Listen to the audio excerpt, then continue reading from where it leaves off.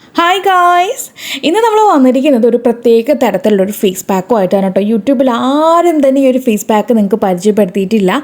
അപ്പോൾ ഈ ഒരു ഫേസ് പാക്ക് വളരെ ഈസിയാണ്, 10 പൈസ ചിലവില്ല കേട്ടോ. നമ്മുടെ വീട്ടിലുള്ള കാര്യങ്ങൾ തന്നെയാണ്. ഒന്ന് പറമ്പിക്കൂടെ ഒന്ന് ഓടിപ്പോയിട്ട് ഈ കാണുന്ന മൈലാഞ്ചി ഒന്ന് പറിച്ചെടുത്തിട്ട് വരിക കേട്ടോ. ഈ ഒരു മൈലാഞ്ചി വെച്ചിട്ടാണ് നമ്മുടെ ഇന്നത്തെ ഈ ഒരു സ്കിൻ വൈറ്റനിങ് പാക്ക് തയ്യാറാക്കുന്നത്. അപ്പോൾ നിങ്ങൾ നെട്ടി കാണുമല്ലേ, മൈലാഞ്ചി ഉപയോഗിച്ചാൽ മുഖം ചുവക്കത്തില്ലെന്ന്. ഒന്നും ചുവക്കത്തില്ല, ടെൻഷൻ അടിക്കേണ്ട കാര്യമൊന്നുമില്ല, നമുക്ക് ധൈര്യമായിട്ട് ഉപയോഗിക്കാം. ഞാൻ ഈ പറഞ്ഞ മെത്തേഡിൽ വേണം ഒന്ന് ഫോളോ ചെയ്യാനായിട്ട് കേട്ടോ. അപ്പോൾ നമ്മൾ ഈ പറഞ്ഞ ഈ ഒരു മെഹന്തിയുടെ പാക്ക് ഉപയോഗിച്ചിട്ട് നമ്മുടെ സ്കിന്നിന് നല്ല രീതിക്ക് ടാൻ ഉണ്ടെങ്കിൽ റിമൂവ് ചെയ്യാനും അതുപോലെ തന്നെ സ്കിൻ ടോൺ ഇമ്പ്രൂവ് ആക്കാനായിട്ടും ഹെൽപ്പ് ചെയ്യും കേട്ടോ. നിങ്ങൾ ഇൻസ്റ്റാഗ്രാമിലും യൂട്യൂബിനകത്തും ഈ ഒരു ഹെന്ന ബോഡി ലോഷനെ പറ്റിയിട്ട് കേട്ടിട്ടുണ്ടാവും. ചിലർക്ക് അറിയാം കേട്ടോ, അതിനെ പറ്റിയിട്ട് അറിയാത്തവർക്കായിട്ട് ഞാൻ പറയുകയാണ്. ഒത്തിരി പേര് ഇത് ചെയ്യുന്നുണ്ട്. ഹെന്ന ബോഡി ലോഷൻ നമുക്കും പ്ലാൻ ഉണ്ട് കേട്ടോ.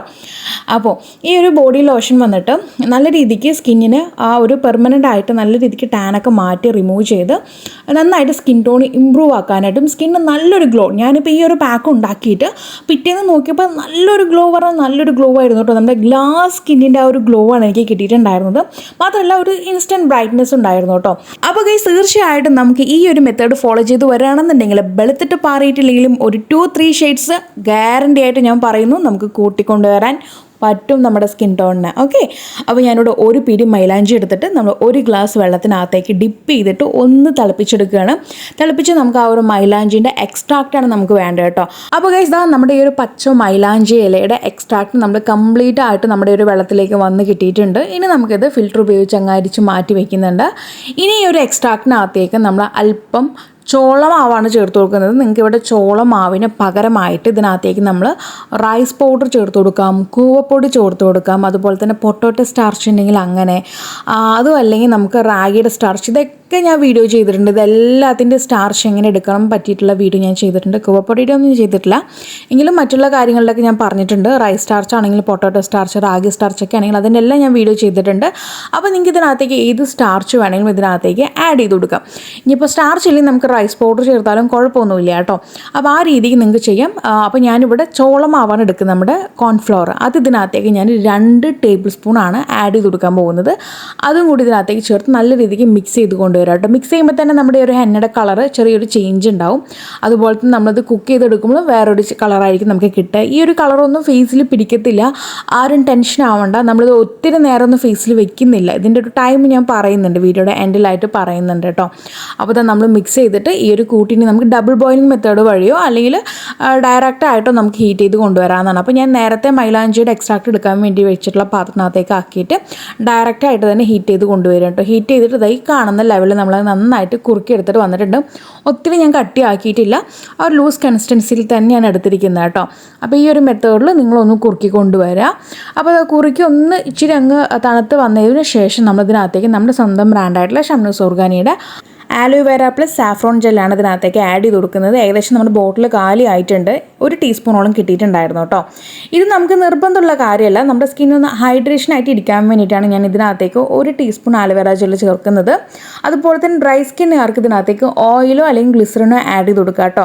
അല്ലാത്തവർക്ക് ഇത് ഡയറക്റ്റ് ആയിട്ട് അപ്ലൈ ചെയ്യാം. നമ്മുടെ ഈ ഒരു കോൺഫ്ലവറും മൈലാഞ്ചിയുടെ ആ ഒരു എക്സ്ട്രാക്റ്റും മാത്രം മതി ഡയറക്റ്റായിട്ട് അപ്ലൈ ചെയ്യാം. അപ്ലൈ ചെയ്ത് കഴിയുമ്പോൾ എന്നും പറയുന്ന പോലെ തന്നെ നമുക്ക് നല്ലൊരു ഫേസ് മോയ്സ്ചറൈസറോ അല്ലെങ്കിൽ ഫേസ് ജെല്ലോ അപ്ലൈ ചെയ്ത് കൊടുത്താൽ മതി. അതൊന്ന് ശ്രദ്ധിച്ചാൽ മതി. അപ്പോൾ ഇത് നമ്മുടെ നല്ല രീതിക്ക് സെറ്റായിട്ട് കിട്ടിയിട്ടുണ്ട്. ഇനി നമ്മളിതങ്ങ് ഒരു ബോട്ടിലിനകത്തേക്ക് ഈ സെയിം ഒരു നമ്മൾ ആലുവേരയുടെ ആ ഒരു ബോട്ടിലിനകത്തേക്ക് അങ്ങ് ഫില്ല് ചെയ്ത് കൊടുക്കുന്നുണ്ട്. ഫ്രിഡ്ജിൽ വേണം സ്റ്റോർ ചെയ്ത് വെക്കാനായിട്ട്. നമുക്കിതൊരു 7 ദിവസം വരെ ഫ്രിഡ്ജിൽ സ്റ്റോർ ചെയ്ത് വെക്കാൻ പറ്റും. അതിൽ കൂടുതൽ ആരും സ്റ്റോർ ചെയ്യേണ്ട ആവശ്യമില്ല. എന്നിട്ട് നമുക്ക് പുതിയത് ഉണ്ടാക്കി ഉപയോഗിക്കാം കേട്ടോ. ഇത് ഡെയിലി അപ്ലൈ ചെയ്യുന്നതിനെ കൊണ്ട് കുഴപ്പമൊന്നുമില്ല, എങ്കിലും നിങ്ങൾ ഒന്നിടവിട്ട ദിവസങ്ങളിൽ ഉപയോഗിക്കാനായിട്ട് നോക്കുക കേട്ടോ. കാരണം കോൺ സ്റ്റാർച്ച് സ്കിന്നിന് ഒന്നും കൂടി ഡ്രൈ ആക്കത്തേ ഉള്ളൂ.